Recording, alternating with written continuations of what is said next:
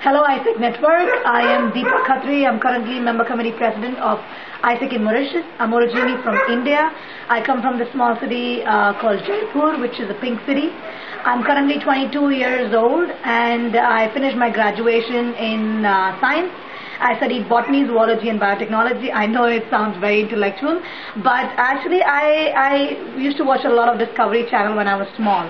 And I thought that I really like plants and animals and I used to love adventure. So I thought that studying these subjects will help me end up doing a job, with Discovery Channel. But my university and my degree did not allow this because it was too much of theoretical knowledge. And I was completely not satisfied. And fortunately, I was introduced to ISEC that same year. That was 2007. And since then, my ISEC journey began. Since then, I've taken up a lot of different roles, from exchange manager to OC, to OCP of one GCDP project, to OCP of another GCDP project. And then I went on to become LCVP, incoming exchange for my LC, which is one of the biggest LCs in ISEC in India. I'm very proud to be a part of my LC, which is ISEC in Jaipur. I was responsible that time to handle more than 200 incoming exchange participants, and that was one of the most intense experience I've had in ISEC career, I would say. After my local experience in ISEC, I was looking for an international experience, and actually that got me to Mauritius, where I was selected as a member committee vice president exchange. So I was handling incoming and outgoing exchange both. When we are talking about exchange, I think I'm one of the people who's very, very passionate about exchange, because I believe exchange is one of the biggest learning any member, that is our TLP or TMP programs, can get out of ISEC. Either you go on exchange or you facilitate an exchange. Because when you're facilitating an exchange, you actually get to work with the corporate sector, with the education sector, with the social sector, and that is when you start to actually work in the professional world and get the whole experience out of it. So I think I really believe that the whole ISEC experience revolves around exchange. And actually, to continue this passion about ISEC and exchange, I applied for MCP in Mauritius so that I could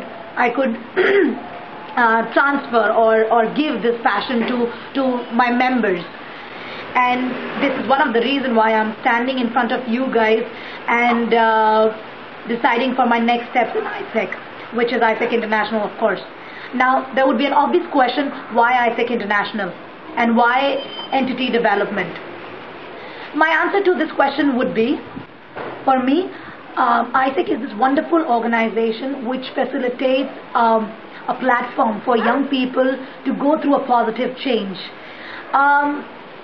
While going through this change, these young people actually realize who they are, what they want, and what they are capable of doing. And later on, they carry on this change and pass it on to others, and this cycle keeps going on. And imagine if every young person in this world start to create this positive change amongst themselves, then I think this world would be an ideal place we all think of living in. And I really believe, I truly believe that it is possible that we reach out to the masses of young people and stimulate this change process in them. And that is one of the major reasons, apart from the personal and the professional growth which I will have being on ISEC International, that I want to contribute to 2015 and BAG, because I really believe that we can reach out to those masses of young people. Now, moving on to almost the last part of the video, I would like to share with you how I see my role as VP ED in the delivery of 2015 in the next term. That will be by a very simple strategy, which is there in my application as well, which is a 3-step strategy.